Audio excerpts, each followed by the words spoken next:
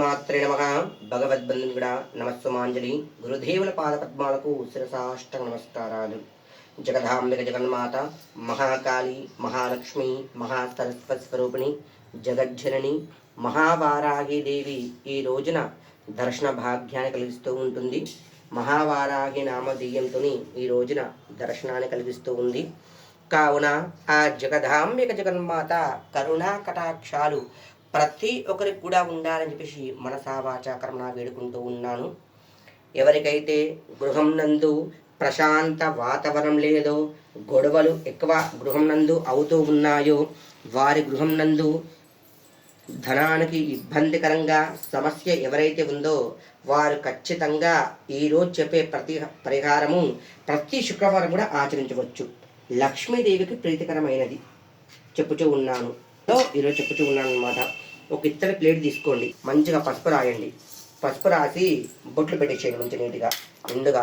ప్రతి వీడియోలు చూపెట్టాం కదా, అలా పసుపు నిండుగా రాసి బొట్లు పెట్టేసుకోండి మంచిగా నిండుగా. జగదాంబిక జగన్మాతకి మనసు పూర్తిగా వేడుకోండి, పసుపుతో అలంకరించుకోండి. ఆ జగదీశ్వరి జగన్మాత కరుణామూర్తి కల్పవల్లి వారాహిదేవి తమలపాకు ఉంటాయి కదా, ఉత్తరాన్ని తీసి పెట్టేసుకోండి. ఇందులో ఏం చేయండి అంటే కనుక పెట్టేసుకొని ఒక ప్రమిద తీసుకోండి. ప్రమిదకి మొత్తం పసుపు రాయొద్దు, సైడ్లకు మాత్రమే పసుపు బొట్లు పెట్టండి. పసుపు రాయొద్దు ప్రమిదకి. ఒక మట్టి ప్రమిదనే పెట్టాలి దీపం. ఈ దీపం ఇంకా ఎలాంటి వెండి ఉన్నా బంగారం ఉన్నా పనికిరాదు, ఓన్లీ మట్టి ప్రమిదలు మాత్రం పెట్టాలి. ఎలా చూపెడుతున్నానో సేమ్ అలానే చెయ్యండి ప్రాసెస్. ఉంది కదా, పసుపుతో నీటిగా అలంకరించుకోండి. ఆ జగదాంబిక జగన్మాతకి లక్ష్మీదేవికి ప్రీతికరమైన దీపం. ఆ జగన్మాత జగజ్జనని సర్వేశ్వరి సదాశివకరి మహాకాళి స్వరూపిణి జగదాంబిక జగన్మాత ఇలా పెట్టుకోండి. మీరు ఏ ప్రమిదనైనా తీసుకోవచ్చు. ఇందులో పచ్చిపాలు తీసుకోండి, పచ్చిపాలు పొయ్యండి. పోసి ఈ పచ్చిపాలల్లో కొద్దిగా నీళ్లు కలపండి. నీళ్లు కలిపి పొయ్యండి పాలల్లో. పచ్చిపాలు, ఆవు పాలు అయితే చాలా శ్రేయస్కరము. ఒకవేళ కనుక అవకాశంలో చూడండి. ఇందులో నెయ్యి ఉంచండి.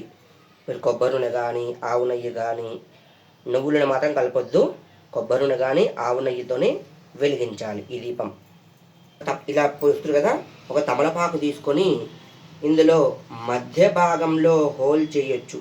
చిన్నగా హోల్ చేసి దీపం వెలిగేటట్టు హోల్ చేసుకోండి. నేను పెద్దగా చేసిన ఈ తమలపాకు కావున చూపెట్టిగా చేసిన, మీకు చూపెట్టాలని చెప్పేసి.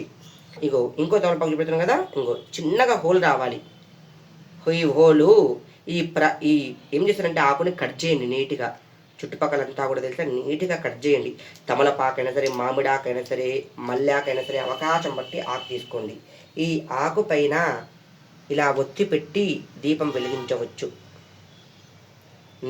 నాకు అవకాశం ఉన్నాయి కాబట్టి జలదీపాలై నేను అవి పెడుతూ ఉన్నాను.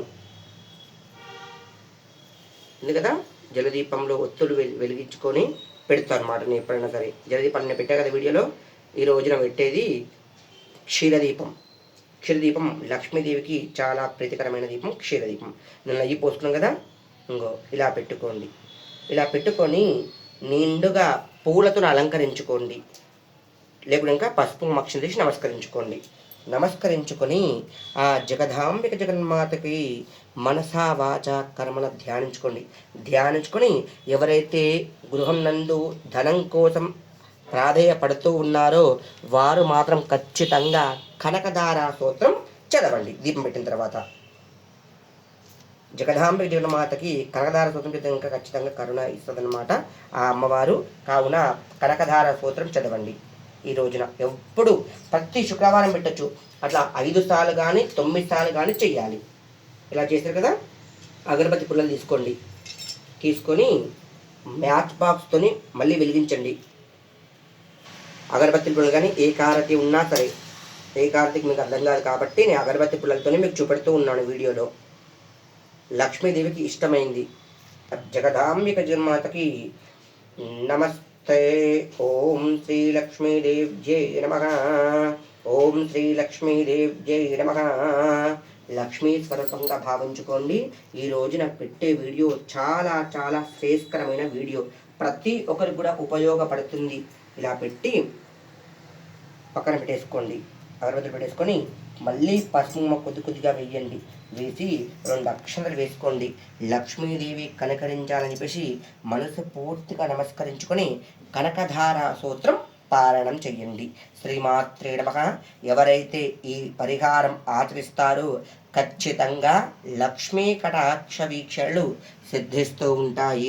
కావున ఆ జగదాంబిక జగన్మాత మహాకాళి, మహాలక్ష్మి, మహాసరస్వతి స్వరూపిణి, జగజ్జనని, మహావారాగి చరణ సన్నిధిలో ఈ రోజున ఈ పరిహారం మీకు చెప్పాలనిపించి చెప్పుచూ ఉన్నాను. ఎవరైతే ఆచరిస్తూ ఉంటారో ఆ జగదీశ్వరి యొక్క కరుణా కటాక్షాలు ఖచ్చితంగా సిద్ధిస్తాయి. శ్రీమాత్రే నమః. సమాప్తి పూజ ఆదివారంలో చేస్తూ ఉన్నాను. మీరు మాత్రం ప్రతి ఒక్కరు కూడా శనివారం ప్రాతకాలం కానీ లేదా ఇంకా శనివారం రాత్రి కూడా ఆ అమ్మవారికి మనసా వాచ కర్మణ ధ్యానించి పూజించండి. పూజించి ఆ అమ్మవారిని తాంబూలం ప్రతి ఒక్కరికి ఇయ్యండి. అవకాశం కనుక దంపతులను కూర్చోబెట్టేసి పాద ప్రక్షాళన చేయండి. భార్యాభర్తలకు ఎవరికైనా సరే భారప్రదక్షిణ చేసి, అంటే ఉమ్మెంత భైరవ స్వామిగా అబ్బాయిని, అమ్మాయిని వారాహి మాతగా పాదప్రక్షణ చేసి వాళ్ళ కాళ్ళు కడిగి పసుపు రాసి నిండుగా బొట్లు పెట్టి వారికి అవకాశం బట్టి ఒక కండువ కానీ వస్త్రాలు కానీ అమ్మకి బ్లౌజ్ పీస్ కానీ శారీ కానీ పెట్టి అలా ఆచరించి వారికి భోజనం పెట్టి అమ్మవారి పంగా వారిని సాగదొల్లండి. శ్రీమాత్రే నమః. నా ఛానల్ కనుక లైక్ కొట్టండి, షేర్ చేయండి, సబ్స్క్రైబ్ చేయండి. జగదీశ్వరి అనుగ్రహ కృపాకటాక్ష వీక్షిస్తూ జగదాంబిక జగన్మాత వింధ్యాచలేశ్వర్యే నమః. ఓం శ్రీ వారాహి దేవతాయే నమః.